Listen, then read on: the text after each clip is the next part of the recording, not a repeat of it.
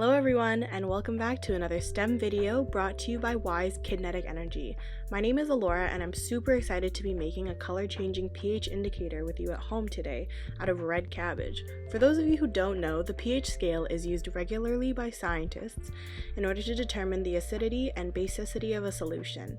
We'll dive into that a little bit more later, but before we get started with our procedure for today, I'm going to take a moment to acknowledge that I am filming on Treaty 1 territory, the traditional lands of many different types of Indigenous peoples, and the homeland of the Métis Nation. Alright, so as I mentioned earlier, a pH scale is used to measure the acidity or basicity of a solution.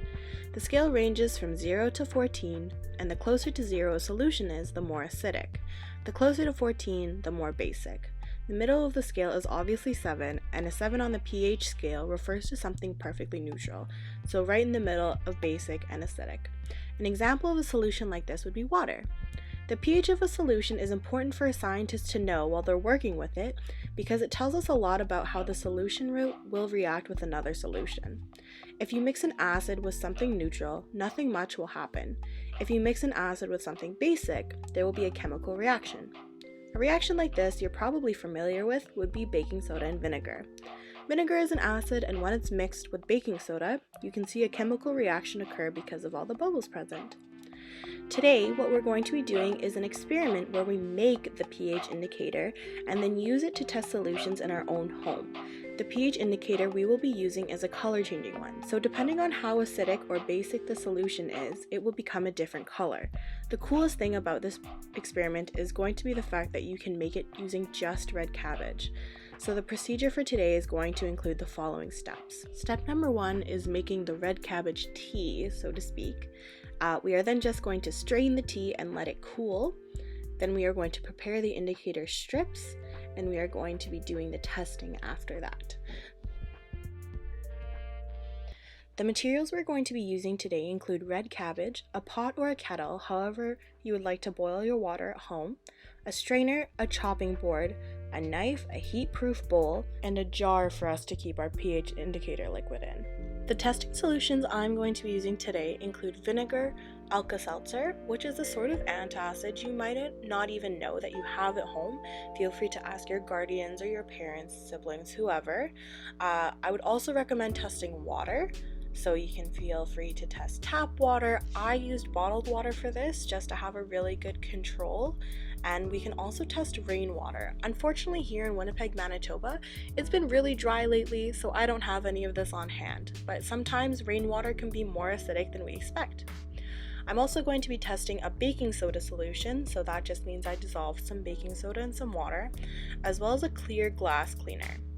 So sometimes you have a glass cleaner that's blue. I want you to find a clear one, or any other clear-ish household cleaner you can find around the house. Again, please ask your guardians, parents, siblings, whoever, before you take this household cleaner in order to test it for this experiment. Alright, so while you're in your kitchen, put some water in a pot and start boiling it by setting your element to high. If you have a kettle, that works too. I don't have one at home. Be sure to wash your hands and your produce before you chop your cabbage into reasonably small pieces. The smaller the pieces, the more pigment will come out while it's steeping. When you've chopped your cabbage, you can place it into a heat-proof bowl or a measuring cup. Once your water has boiled, you're going to pour it very carefully over the cabbage and allow it to sit and steep for at least 10 minutes. My liquid steeped for about 15 minutes, just because I lost track of time. Once your cabbage is steeped and your water is full of pigment, you can strain your liquid into a clean container or a jar to use it for later. Remember that boiled cabbage is still edible, so find a use for it after you use the liquid. Allow this liquid to cool. Alright, so if you want to make pH indicating strips, you can follow these next steps. I'm simply going to take my coffee filter, so you should have some of these laying around at home. You can also use filter paper or whatever, but I would not recommend using just regular old printer paper. I'm going to take my filter and simply soak it in a shallow dish with our pH indicating liquid. Then I'm going to hang it to dry. Be sure you're more careful than I am. I accidentally ripped both of them, but they're still usable even after they tear. And later on, you're actually going to see that you want to do this procedure twice. So as soon as you soak it once and hang it to dry, once they're totally dry, soak it again and then hang it to dry one more time. By doing this, it will absorb more liquid and the change in color will be more vibrant. If you simply want to use the liquid to test some products around your house, be sure to label your solutions. Ideally, they will all be clear, but you want to make sure you know which solution is which. Today, I'll be testing a few different solutions that include vinegar, Alka-Seltzer, bottled water, a baking soda solution, and a clear glass cleaner. Another thing to note while you're doing experiments is that if you have a color change occur without you wanting it to happen, for example, you can see here in my water cup, you can see a little bit of pink. And I didn't want that there, which means that there was a cross-contamination. So basically, I'm just going to replace this with another cup of water. I'm going to label them so I know which is which, and then add my solution to them to see the color change. As you can see here, as I add the pH indicator, the water is supposed to be purple, and that's perfect. However, as it gets more acidic, it's supposed to become more red or pink. As it becomes more basic, it's supposed to turn blue and even blue-green.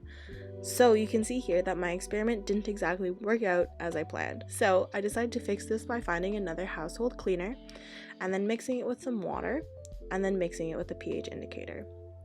Again, be sure to talk to your parents, guardians, siblings, whoever, about finding another household cleaner to test, just to make sure it's okay that you test that one. So as you can see, now I have that blue-green solution I was looking for. That's really basic.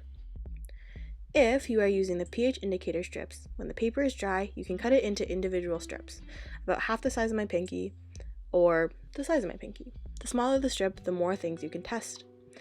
Be sure you simply drop some liquid onto the strip instead of dipping it, just to make sure the cabbage juice doesn't leak out into your solution. An important thing to remember while you're doing these experiments is that science isn't always going to work out the first try. I was really lucky and this experiment worked out. This is the first time I'm trying it and I was really excited to show you guys. However, it's okay if your solution turns out to be a different color, for example. That could depend on your cabbage or even your tap water if you use tap water to boil when you're making your tea. It all depends. So don't get discouraged and try again. And also, while you're doing this experiment, be sure not to mix your testing solutions together so you don't have an accidental chemical reaction. And don't hesitate to ask your family for help. And that's all I have for you today. I hope you enjoyed this video and all the other content we've been putting out there for you from Wise Kid-Netic Energy. Don't forget to like, subscribe, and hit that notification bell to find out when we post new content. And also feel free to find us on social media for any announcements or content we put out on those platforms. Thanks again for watching. We'll see you next time.